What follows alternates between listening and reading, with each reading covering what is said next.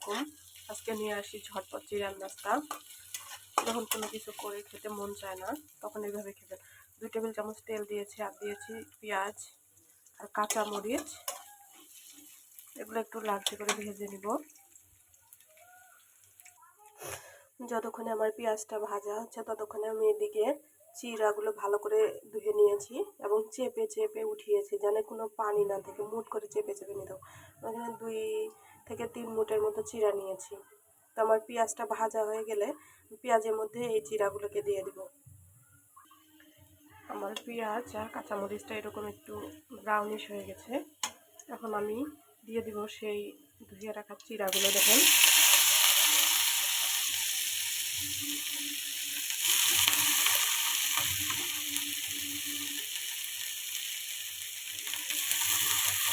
এবার আমি খুব ভালোভাবে প্লেটটাকে মিশিয়ে নেব।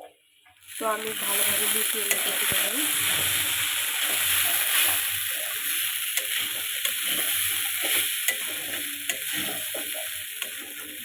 ভালোভাবে মিশিয়ে নেবে। অনেক সুন্দর কালার দেখতে লাগে।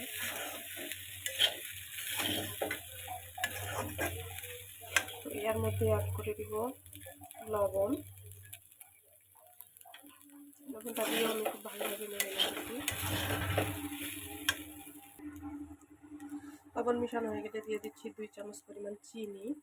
আপনারা যে যার মতন মিষ্টি খাবেন সেইভাবেই অ্যাড করে নেবেন। তো এইভাবে চিনিটা দিয়ে খুব ভালোভাবে নেড়ে চেড়ে নেব, চিনিটা না গলে যাওয়া পর্যন্ত।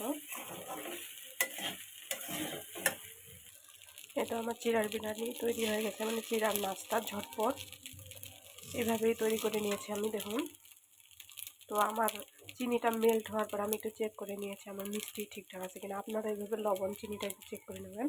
হয়ে গেলে পারফেক্টলিভাবে নামিয়ে নেবেন। এটা আমার হয়ে গেছে, আমি পরিবেশন করে নিয়েছি। হেভি লাগে খেতে, খুবই মজাদার। এইভাবে আপনারা ঝটপট তৈরি করে নিতে পারেন চিড়ার নাস্তাটি। তো আজকে এ পর্যন্তই। ভালো থাকবেন, সুস্থ থাকবেন। ভিডিওটি ভালো লাগবে লাইক কমেন্ট শেয়ার করবেন এবং চ্যানেলটিকে সাবস্ক্রাইব করবেন। যদি পরবর্তী ভিডিও পেতে চান তাহলে বেল আইকন বারটি প্রেস করে রাখবেন। ধন্যবাদ। আসসালামু আলাইকুম।